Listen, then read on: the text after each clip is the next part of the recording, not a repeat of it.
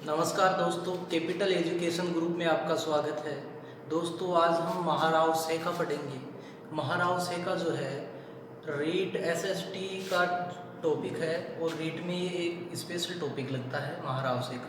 तो दोस्तों, महाराव सेका के बारे में आज हम पढ़ेंगे। महाराव सेका के जन्म की बात की जाए तो महाराव सेका का जन्म 1433 ईस्वी में आमेर में हुआ। महाराव सेका का जन्म 1433 ईस्वी में आमेर में हुआ। इनके पिता की बात की जाए तो इनके पिता का नाम था मोकलजी कच्छावा। इनके पिता का नाम था मोकलजी कच्छावा। मोकलजी कच्छावा के दो पुत्र थे। एक तो था चंद्रसेन और दूसरा था राव सेका। चंद्रसेन जो था वो मोकलजी कच्छावा का ज्येष्ठ पुत्र था। चंद्रसेन मोकलजी कच्छावा का ज्येष्ठ पुत्र था और राव सेका छोटा पुत्र था। तो दोस्तों, मोकलजी कच्छावा की मृत्यु के बाद में आमेर का शासक चंद्रसेन बनता है और राव सेका को जागीर के रूप में 12 गांव दिए जाते हैं। राव सेका को जागीर के रूप में 12 गांव दिए जाते हैं। तो राव सेका 13 वर्ष की आयु में ही 12 गांव की जागीर संभालते हैं। महाराव जो सेका थे वो युद्ध कला में पारंगत थे और साम्राज्यवादी नीति रखते थे। तो दोस्तों, धीरे धीरे ये अपने साम्राज्य का विस्तार शुरू करते हैं और शेखावाटी क्षेत्र में अपना साम्राज्य विस्तार करते हैं। मुख्य रूप से सीकर और झुंझुनू जिले में अपना साम्राज्य विस्तार करते हैं। और इनका जो साम्राज्य था वो हरियाणा में हिसार और उसके आसपास के क्षेत्र तक फैल गया था। हरियाणा में हिसार और उसके आसपास के क्षेत्र तक इनका साम्राज्य विस्तार हो गया था। और इन्होंने साम्राज्य विस्तार के बाद इन्होंने अपनी राजधानी अमृतसर को बनाई। इनके साम्राज्य की बात की जाए तो इनके साम्राज्य में लगभग 360 गांव आते थे। 360 गांवों की जागीर पर इनका अधिकार हो गया था। लगभग आमेर के बराबर इन्होंने एक राज्य खड़ा कर लिया था।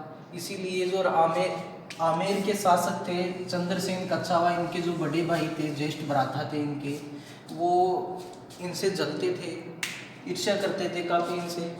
तो चंद्रसेन कच्छावा जो थे बार बार इन पर आक्रमण करते रहते थे। लगभग 1 दशक तक इन दोनों के बीच में छोटे मोटे युद्ध चलते रहे। और 1471 ईस्वी में महाराव सेका ने चंद्रसेन कच्छावा को पूर्ण रूप से परास्त कर दिया।